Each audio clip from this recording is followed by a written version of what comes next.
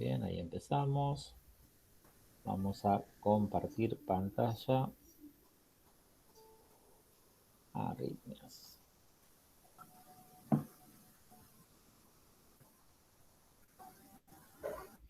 Bien. Entonces, silenciamos a todos. Muy bien. Perfecto.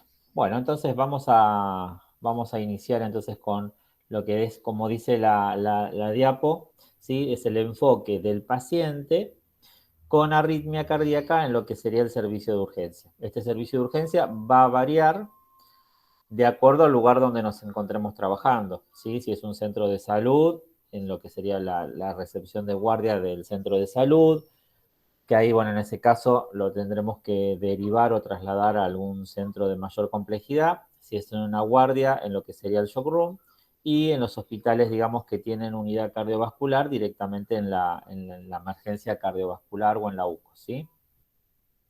Bien. Bueno, ¿cómo se presentan, dice acá, los pacientes, en este caso, ¿no? En guardia o en la sala de emergencias, los pacientes que vienen con arritmias. Y se pueden presentar de dos maneras, ¿sí? Esperen que vamos a buscar el punterito. Ahí estamos. Se pueden presentar de dos maneras, ¿eh? De una manera que estén estables, ¿sí? Siempre cuando se habla de lo que es estable o inestable, hablamos del punto de vista hemodinámico, ¿sí? Entonces, el paciente puede estar estable hemodinámicamente o inestable hemodinámicamente. Eso es fundamental que nosotros nos podamos dar cuenta, ¿sí?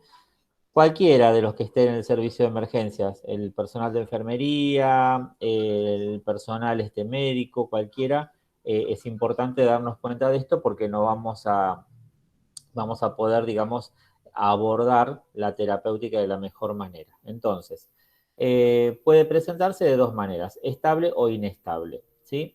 Aparte, dice, puede presentar los siguientes síntomas, ¿sí? Palpitaciones, debilidad, dolor torácico y síncope, ¿sí? Palpitaciones muchas veces son la manifestación que tiene el paciente de que siente como que el corazón late rápido o late fuerte. No siempre la palpitación está asociada a una taquicardia. A veces el paciente tiene palpitaciones porque siente que su corazón golpea más fuerte y no, puede ser que tenga una frecuencia anormal, que tenga extrasístoles o que tenga alguna arritmia de tipo ventricular y que no sea, digamos, una taquicardia.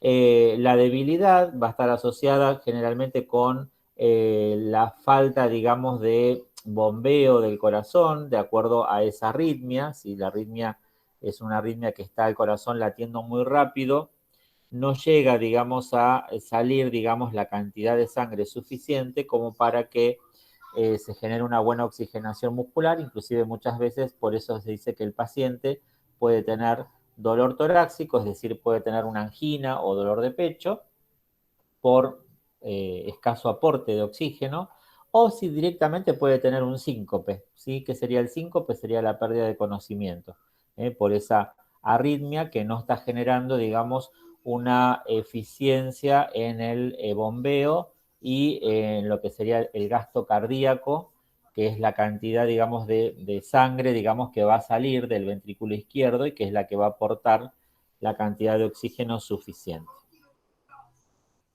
Bien, ¿y cómo clasifico las arritmias según su etiología?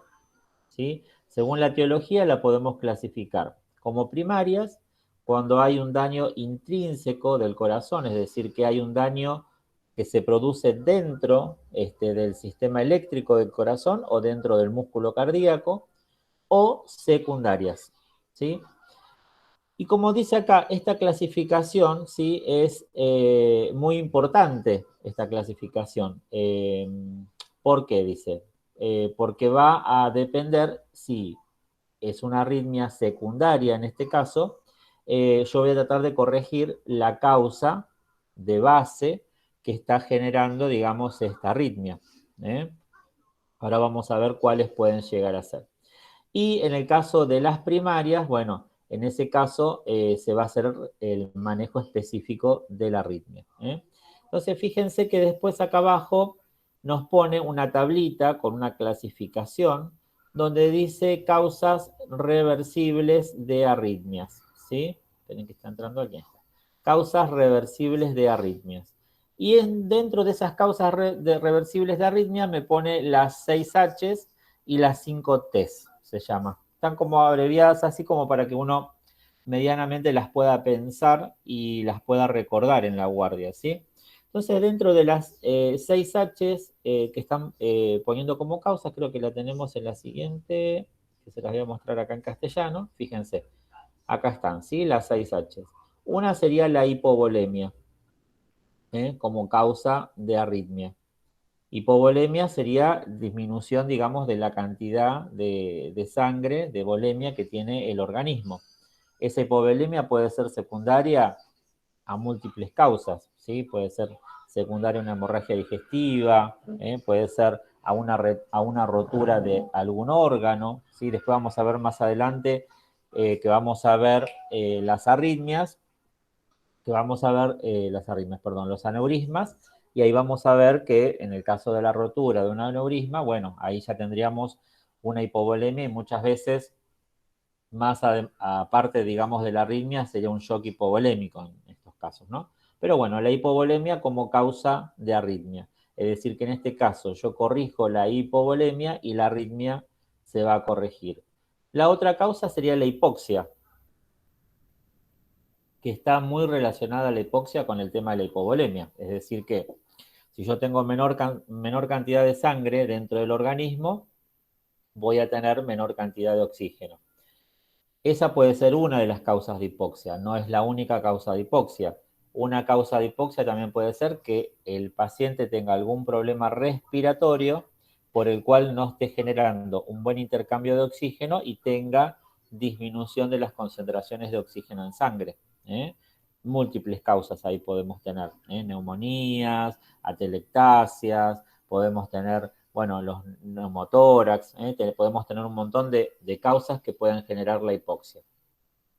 Después, bueno, acá dice hidrogeniones, sí, que sería lo que sería la acidosis, en este caso. Esta acidosis también puede ser debido a también múltiples causas, pero generalmente referido a la hiperventilación, alteración, digamos, en el dióxido de carbono, ¿sí? O en el bicarbonato dentro de la sangre.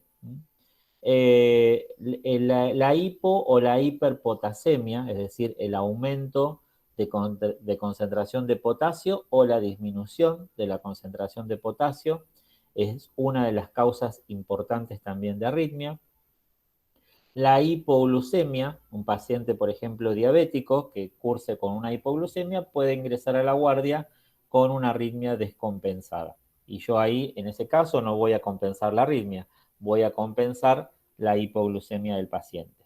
Y otra causa sería la hipotermia, es decir, la temperatura, digamos, baja. Por ejemplo, un paciente que ha estado en estos días fríos, ha estado en la calle, ¿sí? Una persona que está en estado de abandono, puede ingresar con una hipotermia y esa hipotermia generar una arritmia. Entonces, todas estas causas, por eso se dice que son reversibles las 6 H's, porque yo las puedo revertir. La hipovolemia, si es por déficit de sangre, con una transfusión. En el caso de la hipoxia, ¿qué le tendría que poner en ese caso?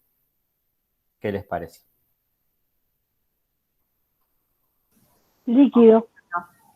A ver, en la hipovolemia tendría que reponer líquido y sangre, lo que haría falta, ¿sí? En el caso de la hipoxia, ¿qué les parece? Oxígeno. Oxígeno suplementario, muy bien. En el caso de alguna alteración, digamos, del estado ácido-base. Y bicarbonato, puede ser un Ringer, algo de eso que influya. Exactamente, ¿sí?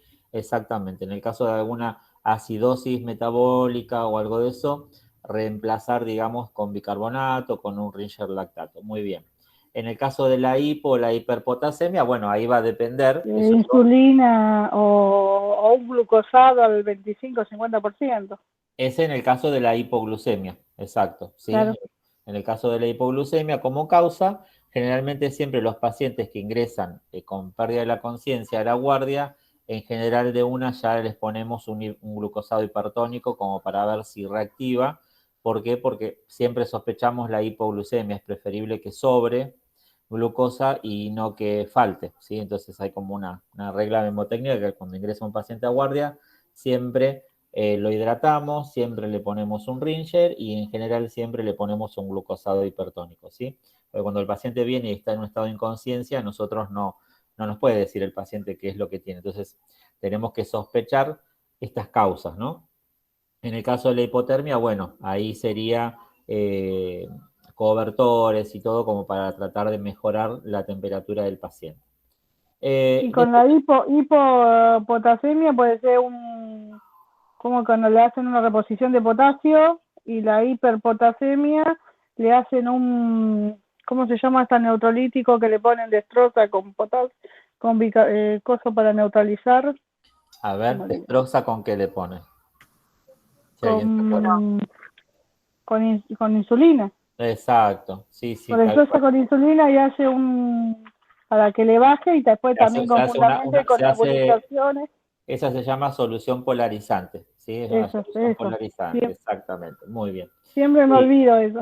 generalmente siempre eso más que nada lo manejan por ahí los enfermeros que están en terapia, ¿no?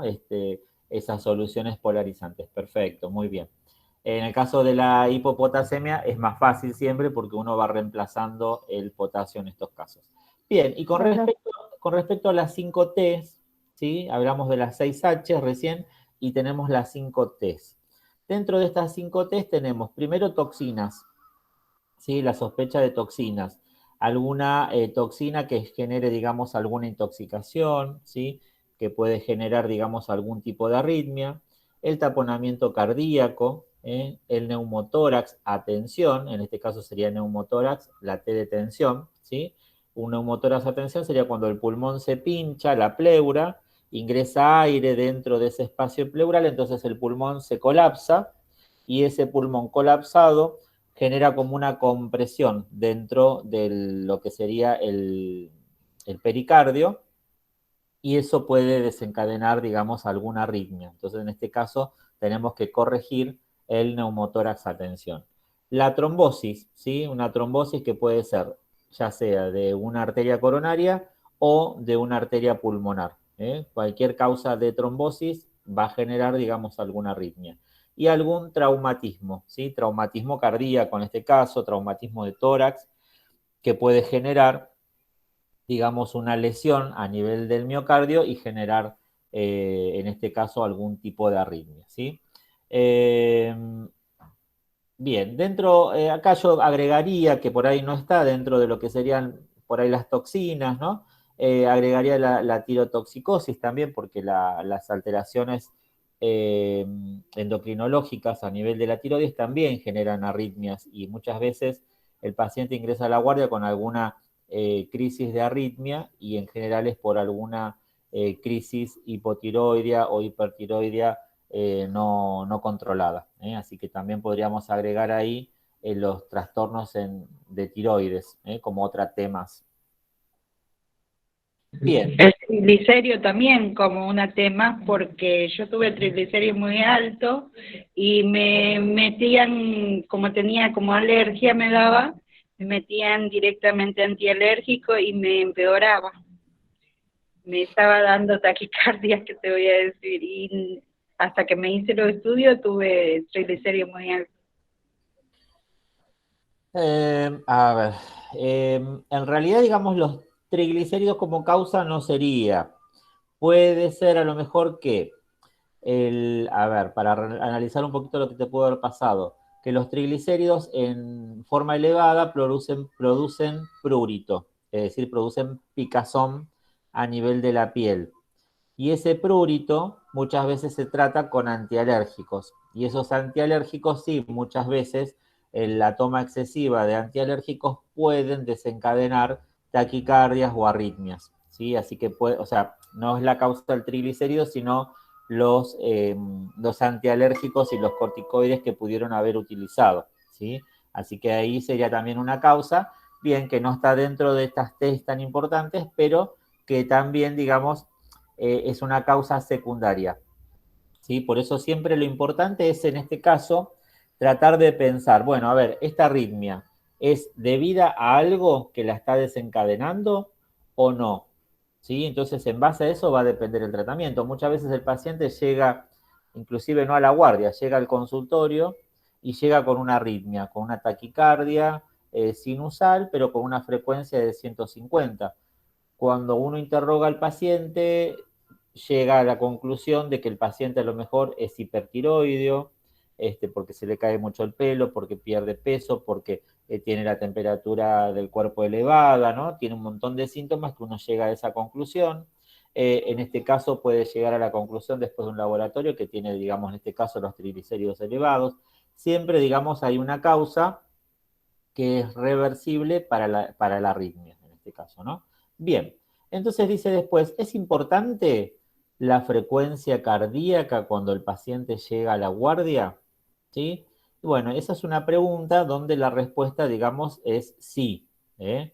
Es importante, dice ya, que es un determinante mayor de lo que es la estabilidad del paciente que cursa, ya sea una taqui o una bradiarritmia. ¿Sí? O sea que la frecuencia cardíaca siempre es importante evaluar tanto en el paciente que llega a la guardia, compensado como descompensado.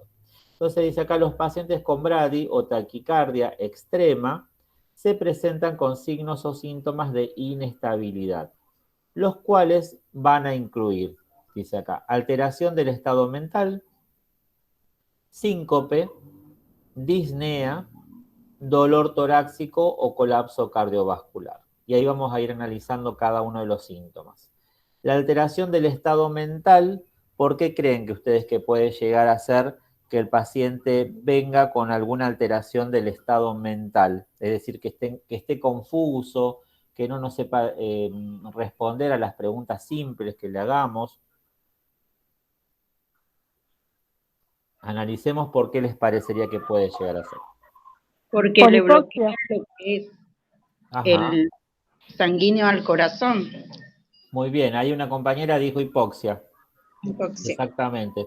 La hipoxia, la falta de oxígeno en la La sangre, falta de oxígeno. va a hacer que esas neuronas del cerebro también estén con falta de oxígeno, entonces el paciente va a tener una alteración del estado mental, va a estar perdido, no va a poder responder, inclusive a veces puede estar en coma, ¿sí?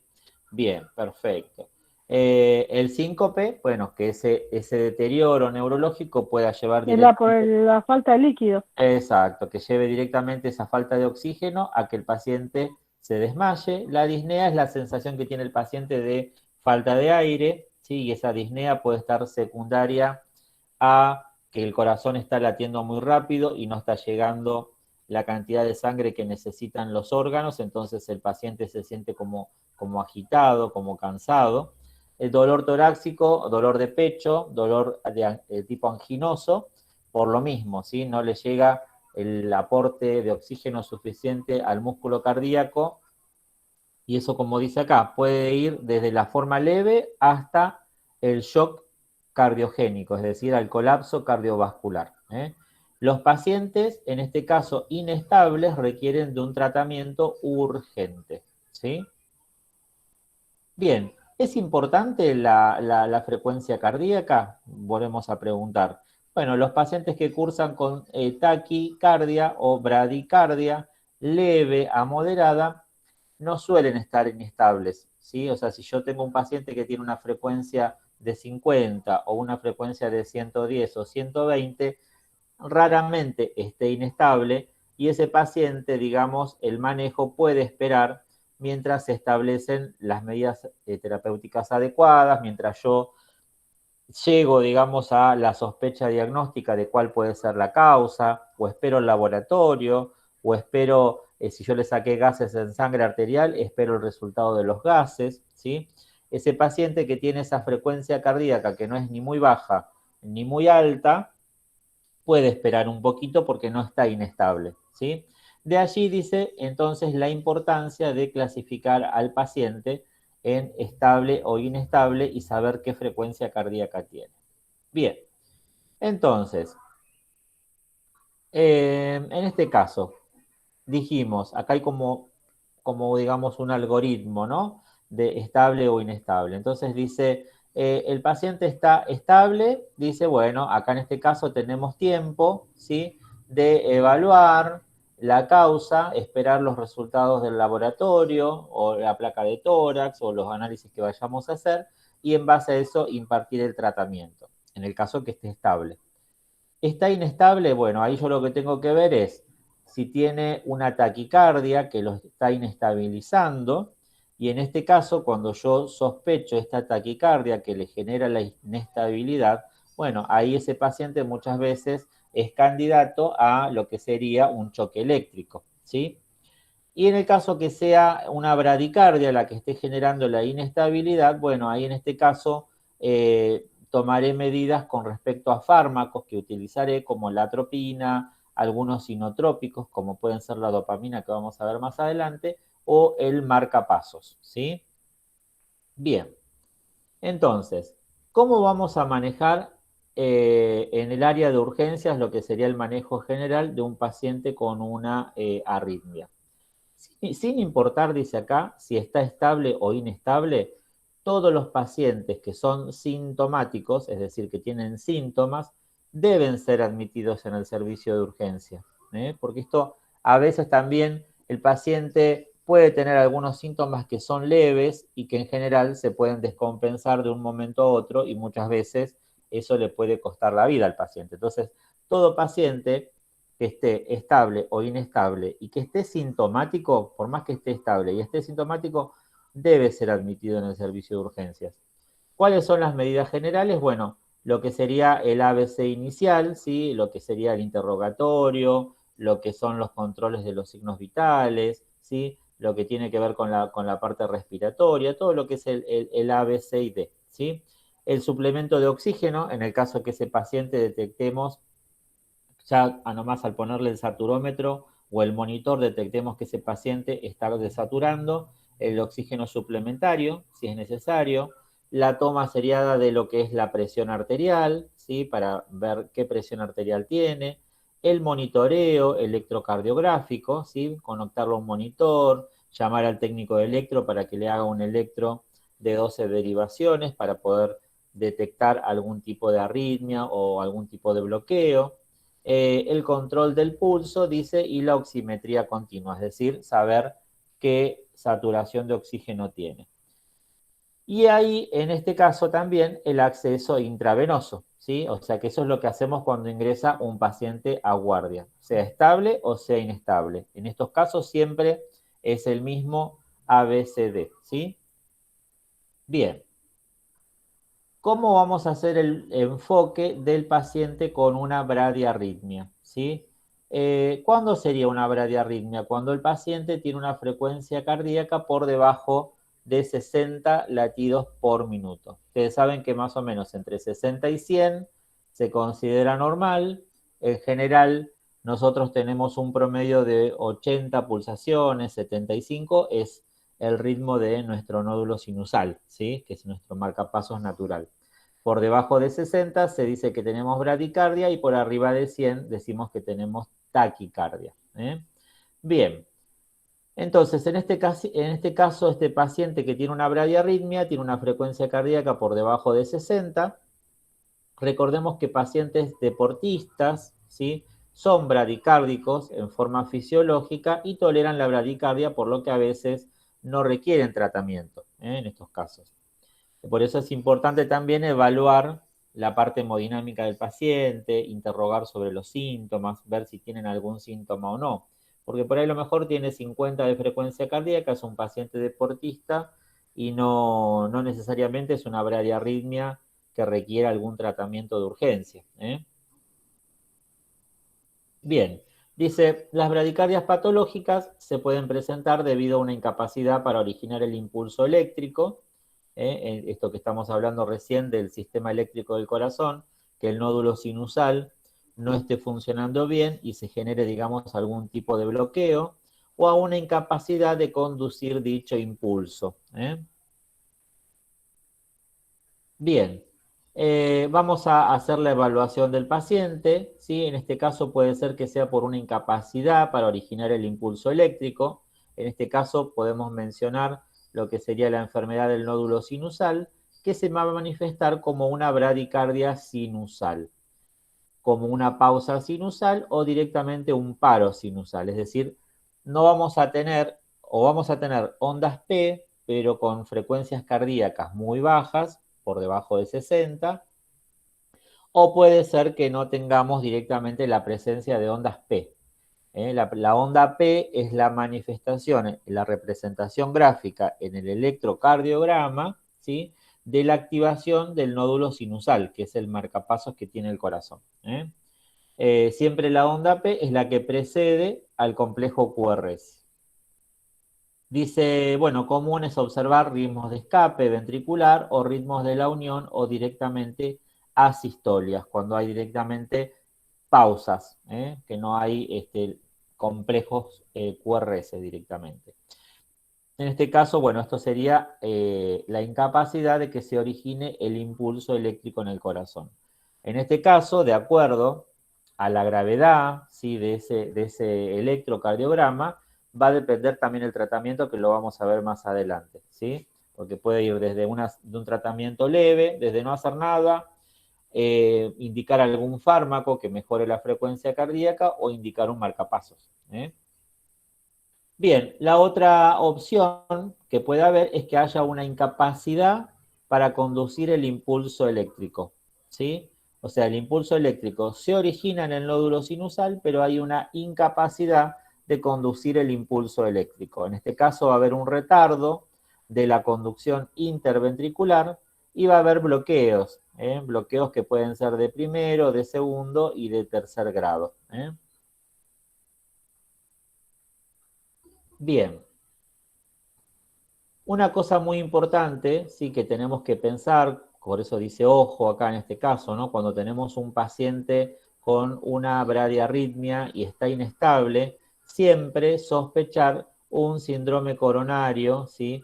Donde podamos tener un infarto agudo de miocardio solapado. Dice que en muchos estudios que se han hecho, un 34% de estos pacientes con una bradiarritmia habían presentado un infarto agudo de miocardio y un 9%, prácticamente un 10% de esos pacientes, presentó isquemia. ¿Qué quiere decir? Que tenía alguna enfermedad coronaria que es la que generaba la bradicardia, ¿sí? Ustedes tengan en cuenta que no me quiero meter mucho en la parte de electro, ¿sí? Pero los pacientes, las personas, los seres humanos, cada uno de esos nódulos, que son los que están en la parte eléctrica del corazón, el nódulo sinusal, el nódulo auriculoventricular, son fibras eléctricas o células cardíacas especializadas que generan el impulso eléctrico.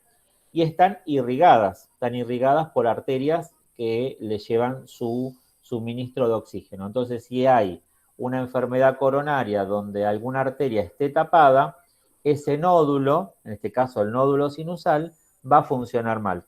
Entonces, muchas veces la enfermedad del nódulo sinusal o alguna bradiarritmia está muchas veces asociada a alguna enfermedad isquémica, ¿sí?, donde hay una arteria coronaria que esté obstruida. Entonces, siempre sospechar eso. Bien, ¿cuál va a ser el tratamiento en este caso? ¿Sí? En el caso que tengamos una bradiarritmia, pero que el paciente esté estable, ¿sí? El paciente estable y asintomático debe ser observado en urgencias y no va a haber, digamos, ningún manejo específico de la arritmia, solamente colocarle un monitor, hacer una seriada electrocardiográfica y tratar de estudiarlo, a ver a qué se debe, digamos, esa bradicardia, como decíamos recién. Puede ser que tenga alguna enfermedad coronaria, que tenga alguna obstrucción en alguna arteria coronaria y que le esté generando eso. Entonces, ¿cómo vamos a estudiar esa obstrucción? Ya sea con una ergometría, con un cateterismo, se puede estudiar también y ver si hay alguna enfermedad coronaria. Pero no tiene un manejo de urgencia, digamos, lo podemos estudiar. Bien, y acá, bueno, por eso lo tenemos en rojo, lo que sería el tratamiento de una bradiarritmia que está el paciente inestable. Entonces, de primera línea, ¿sí? A ese paciente ya sabemos que como ingresó inestable a la guardia, nosotros ya que le hicimos, le conectamos el monitor, le medimos la saturación, ya le pusimos la vía. Cuando le pusimos la vía, ¿qué hicimos? Sacamos sangre, ¿sí? Automáticamente. No se pone una vía sin sacar sangre. Entonces le pusimos la vía, automáticamente cuando le pusimos la vía sacamos sangre para mandar al laboratorio y analizar anemia, analizar, digamos, cualquier alteración, glóbulos blancos y todo, una infección que pueda estar descompensando al paciente. Sacamos también gases en sangre, sangre arterial, para poder ver si hay alguna acidosis metabólica que lo esté descompensando. Y ya ese paciente con vía, ya lo tenemos ahí con el monitor. Entonces, tenemos una bradiarritmia inestable. De primera línea, lo que se inyecta al paciente es la atropina, ¿sí? La atropina intravenosa con una dosis inicial de 0,5 miligramos en un bolo rápido, directo y sin diluir. ¡Tup! Se rompe la ampollita de atropina y se coloca la atropina endovenosa, ¿sí? O intravenosa, como ustedes lo prefieran. Si no hay respuesta, la atropina en general, enseguida, si el nódulo sinusal está funcionando bien, enseguida empieza a levantar la frecuencia cardíaca, ¿sí? Si no hay respuesta, con el primer bolo, se puede administrar bolos de 0,5 cada 3 a 5 minutos hasta que vaya mejorando la frecuencia cardíaca con un máximo de 3 miligramos de atropina, ¿sí? Más de eso no podemos administrar. En general siempre le ponemos 2 a 3 ampollitas, mucho más de eso no, porque si no enseguida pasamos a la segunda opción porque nos estamos dando cuenta que con la atropina no responde. La segunda línea, ¿sí?, de tratamiento, ¿sí?, si tenemos en este caso en la guardia un marcapasos transitorio, bueno, hacemos la colocación de una vía central y hacemos la colocación de un marcapasos transcutáneo o también esa vía central la utilizamos para infundir inotrópicos. En general, no es de buena práctica un paciente que está en guardia y que está con una arritmia inestable, una bradiarritmia, y infundir inotrópicos en una vía periférica, ¿sí? En general siempre, mientras estamos haciendo la hidratación, tratando, digamos, de infundir, digamos, el plan a través de la vía periférica, enseguida estamos tratando de buscar una vía central que la podemos hacer a nivel yugular o a nivel subclavio o a nivel femoral. En general, lo que más se prefiere es yugular o subclavia, ¿sí? ¿Por qué? Porque esa vía central nos va a ayudar, en el caso que tengamos que poner un marcapasos transitorio, bueno, ahí ya tenemos la vía central que nos va a ser de guía. Entonces, una vez que tenemos la vía central, dice, cuando no hay respuesta a la atropina o el paciente requiere más de 3 miligramos de la misma, y no hay evidencia sobre cuál de las dos opciones hay mejor, pero hay como una recomendación de que en este caso se puede. Si tenemos el marcapasos transitorio, automáticamente poner el marcapasos transitorio. Si no tenemos el marcapasos transitorio, hacemos la infusión de los inotrópicos. Bien. Fíjense, bueno, acá yo les puse unos gráficos de lo que serían los marcapasos transitorios. Como su nombre lo indica, son transitorios porque son externos, se ponen los catéteres a través, como muestra acá, a través de una vía subclavia, que ya la habíamos utilizado en este caso para infundir medicación. Podemos aprovechar y mandamos ese marcapasos que tiene un catéter, y ese catéter ¿a dónde va a ir? A la aurícula derecha, ¿sí? ¿Y qué va a hacer ese catéter? Va a activar, va a hacer la función que el nódulo sinusal no está realizando, es decir, mandar el impulso eléctrico para generar la despolarización necesaria y mejorar la frecuencia cardíaca. Es transitorio, ¿por qué? Porque esto después hay que decidir, y en base a los estudios como vengan, si sí o sí requiere un marcapasos definitivo, bueno, se programará la colocación del marcapasos definitivo, que generalmente se hace en la sala de hemodinamia o en quirófano, y muchas veces el marcapasos definitivo no lo tenemos en el momento. Entonces, se espera con el transitorio a que llegue el definitivo. Bien. ¿Qué tipo, decíamos recién, bueno, que en el caso de que tuviéramos que decidir entre usar el marcapasos o usar algún inotrópico, bueno, ¿qué tipo de inotrópicos utilizaríamos? Se llaman inotrópicos porque, como su nombre lo indica, lo que va a hacer es aumentar el inotropismo. El inotropismo es una de las propiedades cardíacas donde se produce, digamos, la contracción del músculo cardíaco, ¿sí? Ante un estímulo se produce la contracción del músculo cardíaco. Por eso se llaman inotrópicos. Hay inotrópicos positivos e inotrópicos negativos. Nosotros tenemos que usar inotrópicos positivos, porque necesitamos en este caso, como el corazón está lento, ¿qué necesitamos? Aumentar la fuerza de contracción, ¿sí? Entonces vamos a usar inotrópicos positivos. Dentro de estos inotrópicos tenemos la dopamina, ¿sí? Que se utiliza de 2 a 10 microgramos por minuto o gamas, y la epinefrina, ¿sí? Que también es de 2 a 10 microgramos por minuto. Eso va a variar, digamos, lo que es la dosis de la dopamina y la epinefrina, que en este caso podemos usar adrenalina, podemos usar noradrenalina. Vamos a usar el inotrópico que más estemos familiarizados, el que nos indique, en este caso, el médico que esté en guardia. El médico también nos va a indicar, de acuerdo al cuadro del paciente, ¿sí?, qué inotrópico es el que tenemos que utilizar. No es que muchas veces nosotros decidimos qué inotrópico, sino que a veces lo hacemos en base al que tenemos disponible o en base también a la patología de base del paciente, ¿sí? La dopamina es un buen inotrópico, sobre todo cuando el paciente, además de tener una bradicardia, tiene asociado alguna alteración del ritmo, ritmo urinario, ¿sí?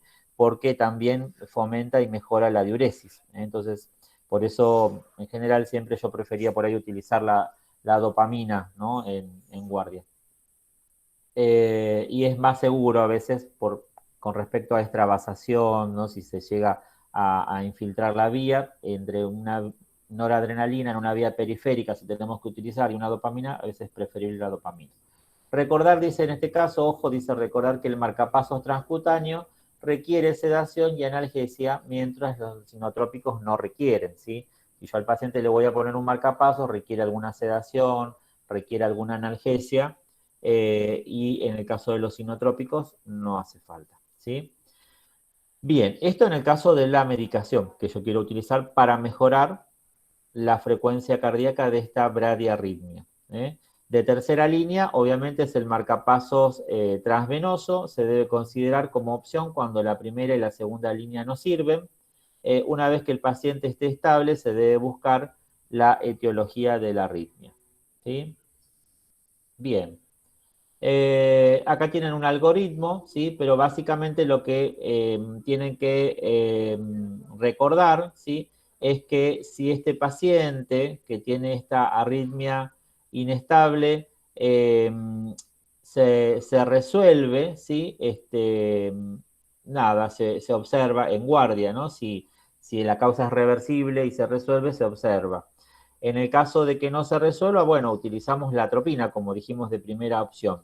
¿Se resolvió la bradiarritmia? Bueno, listo, queda en observación en guardia a esperar los resultados. ¿No se resolvió la arritmia? Bueno, infusión de inotrópicos, dopamina, noradrenalina, adrenalina, cualquiera de ellos, para mejorar la arritmia, y en ese caso, o la colocación automática de un marcapasos transcutáneo, ¿sí? Bien. Eso sería más o menos el resumen de cómo manejamos en este caso el paciente con la bradiarritmia, ¿sí? Entonces, resumiendo un poquito lo que sería el tema de la bradiarritmia. Llega un paciente a la guardia con una bradiarritmia. Yo cuando sé que es bradiarritmia porque tiene la frecuencia por debajo de 60, ¿sí? Bien, listo. Yo ya sé que es una bradiarritmia. Tiene 40 de frecuencia cardíaca. Listo. Es una bradiarritmia. Ahora lo que yo tengo que averiguar es una bradiarritmia compensada o descompensada. Compensada, listo. Lo tengo en observación en guardia, estudios, laboratorio, Holter, lo que necesite para diagnosticar, digamos, a qué se debe esa bradiarritmia. Descompensada, o sea, inestable, bien, entonces ahí yo agarro atropina, primera línea para mejorar la frecuencia cardíaca, supónganse que tiene 25 de frecuencia cardíaca. Entonces el paciente en cualquier momento hace un paro, yo tengo que hacer algo, no lo puedo observar nada más. Entonces hacemos el ABC, le colocamos la vía, la saturación, el oxígeno suplementario, el electroseriado, vemos qué tipo de bradiarritmia tiene, si tiene onda P en el electro o no tiene onda P en el electro. Puede tener un bloqueo auriculoventricular completo, es decir, que directamente sea un bloqueo de tercer grado. Entonces, en ese caso, yo ya no voy a pensar en la atropina y todo eso. Directamente ya le voy a poner la vía central, le voy a poner el marcapasos transitorio, porque ese paciente va de una a un marcapasos definitivo. ¿Sí? Bien. Entonces, la medicación, atropina, inotrópicos en segunda opción o marcapasos transitorios. Ese sería el manejo de un paciente con una bradiarritmia inestable. ¿Estamos? Bueno, ahora pasamos al otro extremo. ¿Sí? ¿Quedó claro los de las bradiarritmias? Sí. Perfecto, bien.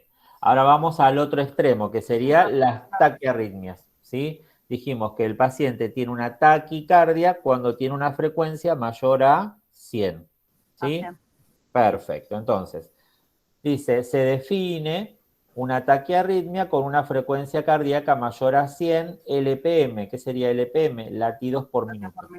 Exacto. Bien. Dice, cuando la frecuencia, dice, es mayor a 150, hay más posibilidades de que la arritmia, en este caso, sea primaria. Y se puede clasificar lo mismo, ¿sí? Con un paciente que esté estable o que esté inestable, ¿sí?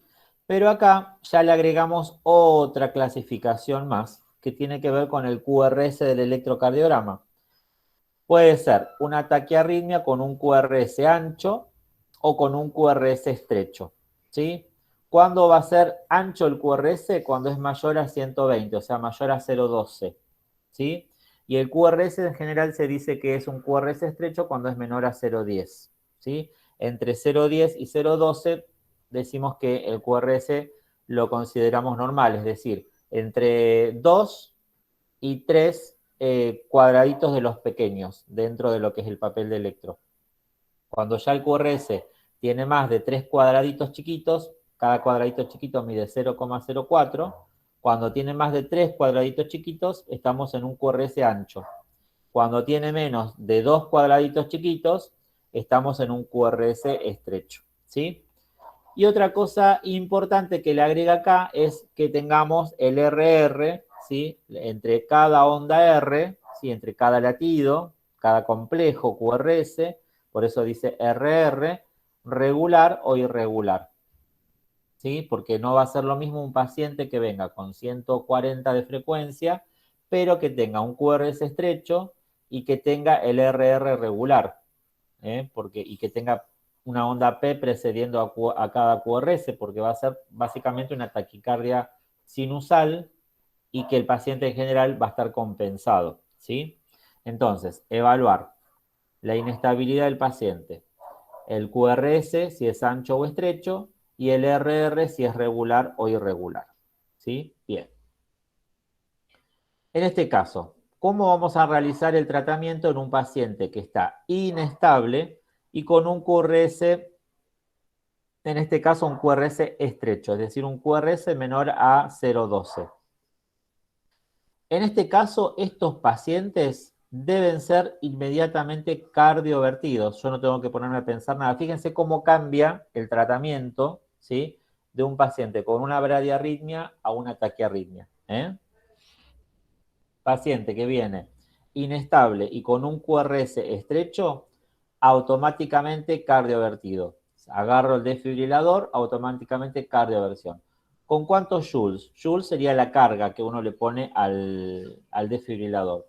Dice, en el caso de los desfibriladores que son monofásicos, 200 joules. Y en el caso de los que son bifásicos, de 50 a 100 joules. Esta es la cantidad de parches, ¿no? ¿Eh? el parche sería, si viene con un parche o con dos parches.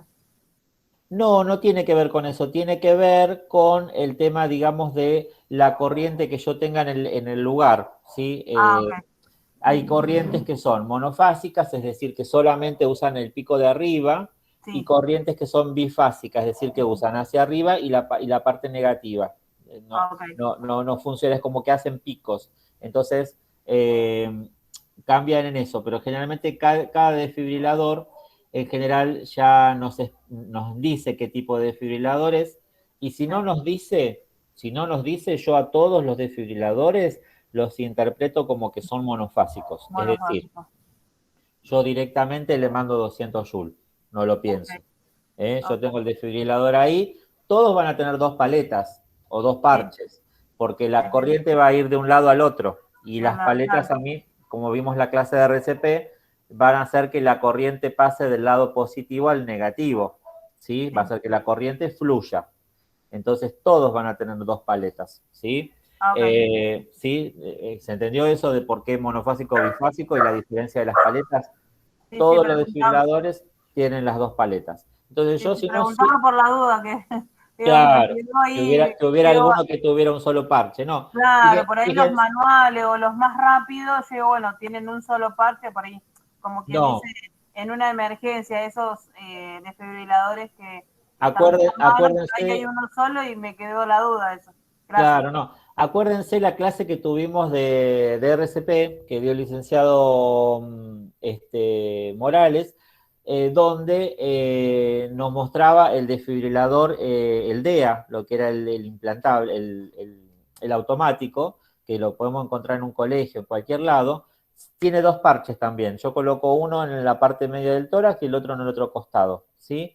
Y después el aparato hace su trabajo, detecta la arritmia y hace la desfibrilación. Y en general siempre arrancaba con 200 joules. Entonces ustedes, si no saben con cuánto tienen que usar, ponen las dos paletas y arrancan con 200 joules. Es preferible que sobre un poco de corriente y no que falte. Okay. Bien, Gracias. y se puede seguir, dice, como dice acá, si no sale a ritmo sinusal con la primera descarga, se puede seguir cardiovirtiendo de manera escalonada. Bien.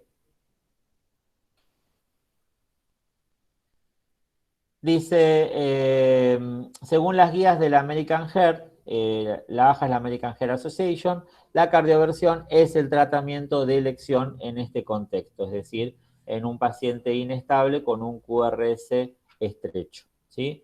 La adenosina puede considerarse una segunda opción, ¿sí? Donde tengamos al paciente levemente inestable, ¿sí? Y en algunos casos se puede utilizar si no tenemos un desfibrilador a mano.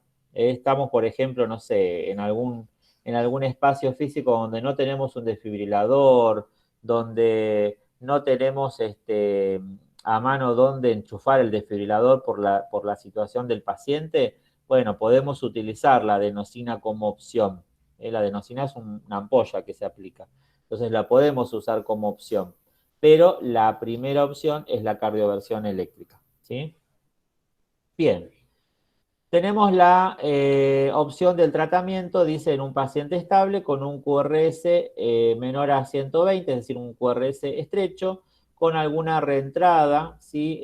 A nivel del nódulo auriculoventricular, o algún, como dice acá, Wall Parkinson White, ¿sí? Que es una reentrada a nivel auriculoventricular. En estos casos, cuando el paciente está estable, ¿sí? Y tiene una arritmia con un QRS estrecho, ¿sí? Y yo puedo pensar en una taquicardia sinusal, en una TPS, ¿sí? Una taquicardia paroxística supraventricular, o en un Wall Parkinson White, ¿sí? Y el paciente está estable, yo puedo usar maniobras vagales, puedo usar maniobras vagales, que es lo que tenemos a veces más a mano, por ahí. Bueno, hace poco tuvimos que usar esta maniobra justo con una paciente. Por ahí está Flavia, que está cursando con nosotros, que trabaja conmigo, ella hace los electros, y nos pasó con una compañera que se había descompensado y estaba con una arritmia, y tenía una taquicardia supraventricular con un QRS normal, un QRS estrecho. En estos casos, que no tenemos un desfibrilador, que no tenemos nada, lo primero que utilizamos, como el paciente está estable, son las maniobras vagales. En general se masajea el seno carotidio a nivel de la carótida, se pone el cuello de costado y yo empiezo a comprimir siempre de un solo lado. Yo no le agarro de los dos lados, ambos senos carotidios. ¿Por qué? Porque si le comprimo ambos senos carotidios, no estoy dejando pasar circulación al cerebro, ¿sí? Y estoy complicando más el cuadro. Siempre el masaje del seno carotidio es unilateral. Entonces, giro el cuello del paciente, comprimo a nivel de la carótida y hago el masaje compresivo en ese lugar, y eso lo que va a hacer es, a través de las maniobras vagales, va a aumentar lo que es la actividad del nervio vago, y el nervio vago es parte del sistema nervioso parasimpático, ¿sí? Entonces, ¿qué es lo que va a hacer? Va a disminuir la frecuencia cardíaca, ¿sí?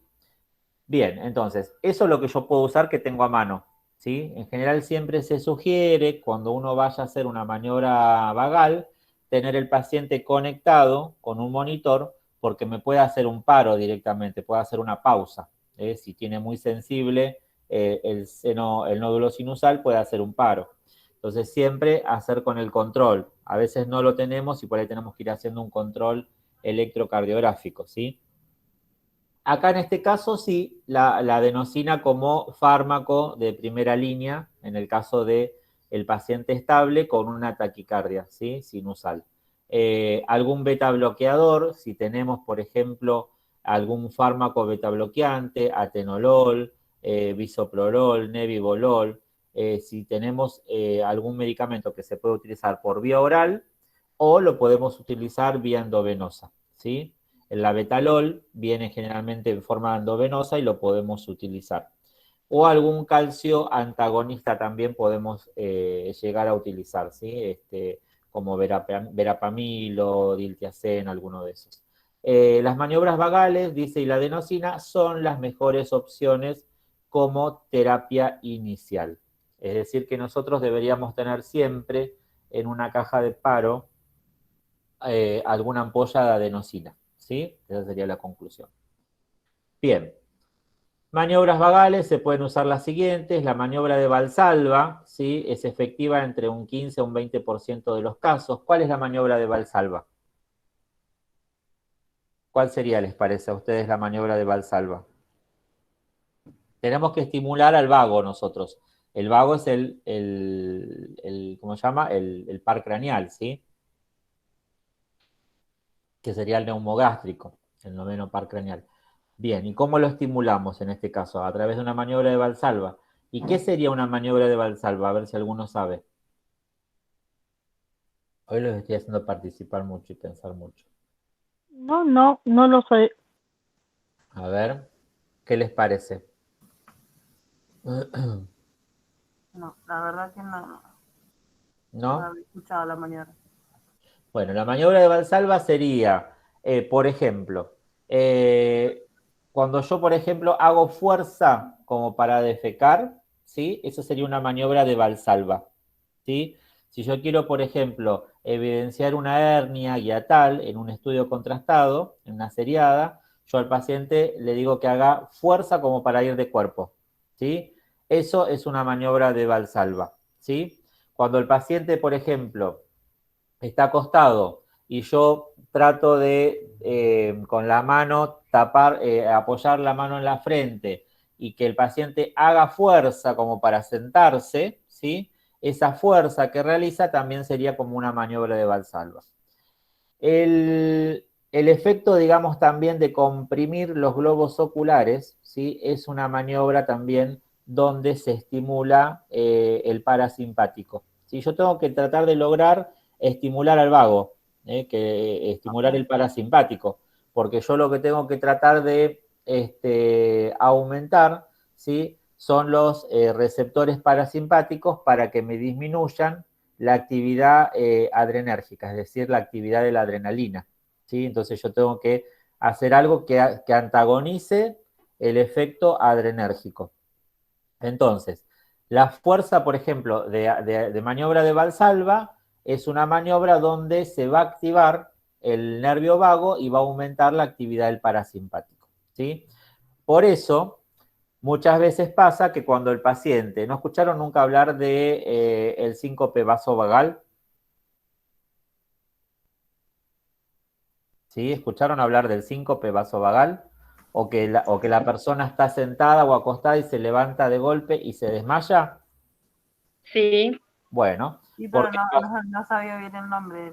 O sea, la situación sí. Pero claro, ¿por qué pasa eso? Pasa eso porque cuando uno se levanta, está generando una maniobra de Valsalva donde se activa el sistema parasimpático. Y esa activación del parasimpático muchas veces, si los receptores que tenemos a nivel del seno de la carótida son muy sensibles, hacen que el paciente automáticamente le baje la presión y se desmaye.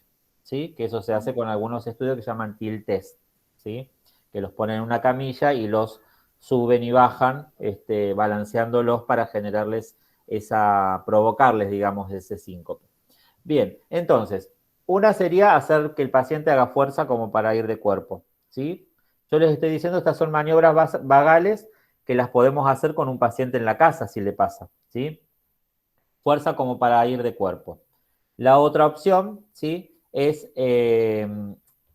hacer la compresión a nivel de los globos oculares. Cuando uno comprime los globos oculares, también aumenta la actividad del sistema parasimpático, ¿sí? Y finalmente, el masaje del seno carotidio, que es un poco más efectivo que estas otras opciones, ¿sí? Dice que también es efectivo entre un 15 y un 20% de los casos. Ojo, dice complicaciones neurológicas en el 0,1% o 1% de los pacientes. Y cuidado con los pacientes mayores de 60 años. Siempre es preferible que lo haga, digamos, una persona que esté entrenada a lo que es el masaje del seno carotidio, por lo que yo les decía, tiene que haber un monitor, tenemos que hacer un control porque por hacerle un bien al paciente y sacarlo de una arritmia, lo podemos conducir a un paro. Entonces, a veces hay que tener cuidado con el masaje y siempre en general lo hacemos en la guardia. Porque ahí sí hace el paro, ya automáticamente lo reanimamos, entonces es más fácil. Bien. Dijimos después la adenosina, que es de segunda línea, cuando la taquicardia supraventricular no responde al masaje vagal, se administran 6 miligramos intravenosos en bolo, directamente en un bolo rápido. Si no hay mejoría del ritmo, se debe aumentar la dosis a 12 miligramos. Y como efectos adversos dice, bueno, flashing, disnea, disconfort torácico, puede generar algún tipo de rubor cutáneo o sensación, digamos, de calor. En asmáticos o en EPOC se han reportado algunos casos de broncoespasmos, así que también hay que estar atento que el paciente no sea asmático, ¿sí? Entonces, primera línea, el masaje, segunda línea, la adenosina, ¿sí? Bien.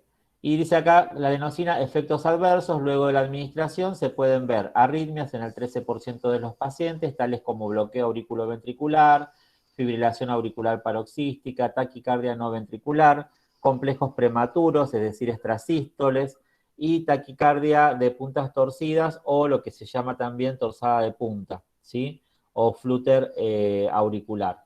La mayoría de estas arritmias son transitorias, desaparecen espontáneamente, y tener mucho cuidado con los pacientes en que sospechemos que tengan algún síndrome de preexcitación, o sea, por ejemplo, un Wall-Parkinson, ya que la adenosina podría inducir algún tipo de arritmia auricular y que se complique con una arritmia ventricular. Siempre, cuando uno administra adenosina, como dice acá, tener a mano un desfibrilador.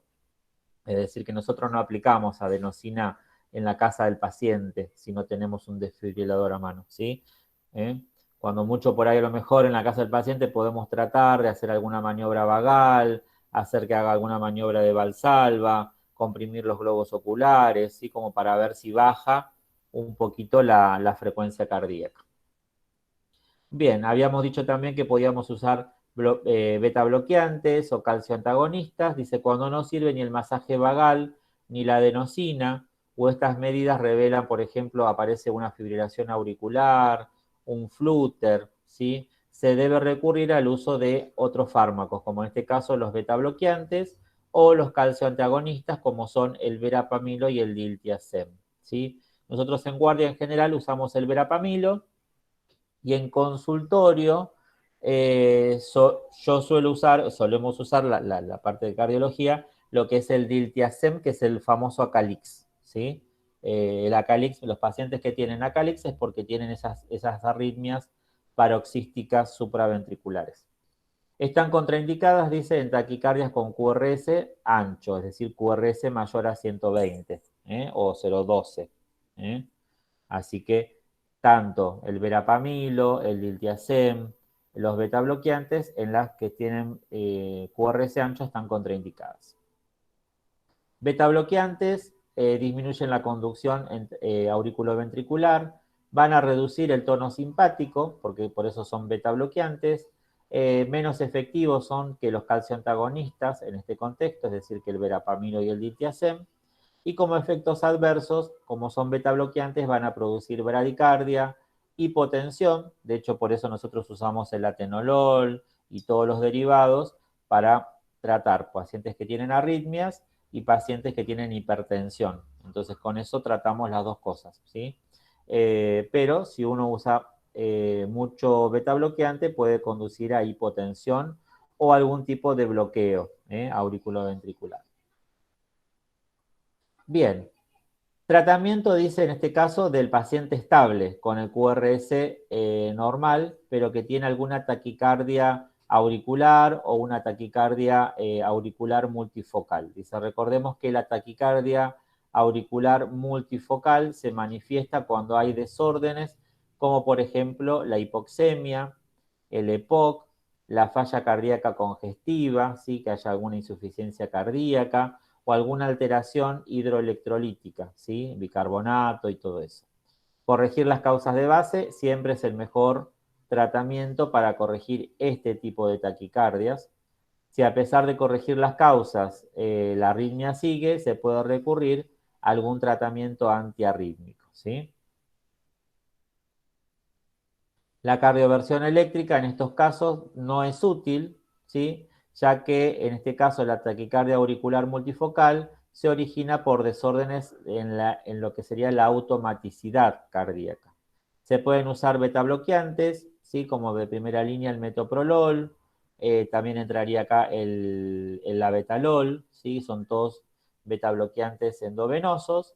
Los calcioantagonistas, como puede ser el verapamilo y el diltiazem que hablábamos recién, y se puede utilizar también la amiodarona, que sería el famoso atlancil.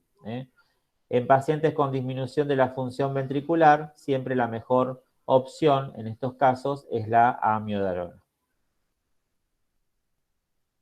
Bien, y el tratamiento en el caso del paciente inestable con el QRS ancho, ¿sí? Recordemos que la mayoría son taquicardias de origen ventricular, la mayoría tienen una causa de base grave, como puede ser la isquemia, es decir, que haya alguna arteria tapada, alguna alteración en los canales de calcio dentro del músculo cardíaco, alteraciones hidroelectrolíticas, sodio, potasio que estén alterados, o fármacos que estén intoxicando al corazón, ¿sí? Dice, si se trata de una taquicardia ventricular, ¿sí? Una TB, se debe cardiovertir. Siempre la taquicardia ventricular, cardiovertir. ¿Con cuántos joules? Dice acá. 100 si es un equipo monofásico o bifásico. Siempre se arranca con una carga baja en las taquicardias ventriculares. Si se trata de una taquicardia ventricular sin pulso o una fibrilación ventricular, se debe desfibrilar. Esto se acuerdan que lo vimos en la clase de RCP, cuando teníamos la taquicardia ventricular o fibrilación ventricular sin pulso. Teníamos actividad eléctrica, pero buscábamos el pulso del paciente y no había pulso. Siempre cardiovertir. ¿Con cuántos joules? Bueno, de 120 a 200, y en el caso del monofásico, la carga máxima, que es 360, ¿sí? Siempre en las taquicardias ventricular se utiliza la carga máxima en lo posible. Y después tenemos las taquicardias que se llaman taquicardias polimórficas. Pueden ser con el QT prolongado o con el QT prolongado o sin QT prolongado. La mayoría dice son por enfermedad coronaria, es decir, que haya alguna arteria coronaria que esté obstruida. Cuando esto sucede, bueno, la causa, ¿cuál sería? Tratar esa arteria que esté obstruida. Por eso generalmente van a cateterismo esos pacientes para tratar de desobstruir esa arteria que está tapada. Se pueden usar betabloqueantes, como dijimos recién, atenolol, labetalol, o la amiodarona para prevenir la recurrencia de las arritmias. Hay otras patologías, como es el síndrome de Brugada, no me quiero meter mucho en esto porque es bien específico de electro, que es una enfermedad donde solamente responde a lo que es el isoproterenol, que es un fármaco que usamos en general en la unidad coronaria o en la terapia intensiva. Bien, y después tenemos otro tipo de taquicardias que se llama torsada de punta o de puntas torcidas. Nosotros las conocemos como torsada de points, ¿sí? Que es una taquicardia donde es muy irregular, para que ustedes lo identifiquen cuando lo ven en el electro. Este tipo de taquicardias, dice acá, son precedidas por un periodo de bradicardia y es frecuente verlas en alteraciones electrolíticas en infusión de antiarrítmicos que prolonguen el QT, ¿sí? Como la procainamida, la quinidina, el sotalol, o en el síndrome de QT largo congénito. Bien, ¿qué se hace con la torcida de punta? Que es un tipo de arritmia. Se administra sulfato de magnesio de 1 a 2 gramos en 15 minutos o isoproterenol. En general, en la unidad coronaria siempre usamos el isoproterenol, ¿sí? Es útil en el QT prolongado por medicamento que reduce el QT y aumenta la frecuencia cardíaca, ¿sí? Así que en las torsadas de punta, en general, siempre el isoproterenol y el sulfato de magnesio. Bien. Les quería mostrar, aparte, bueno, ahí finalizamos con la clase. Torsada de points.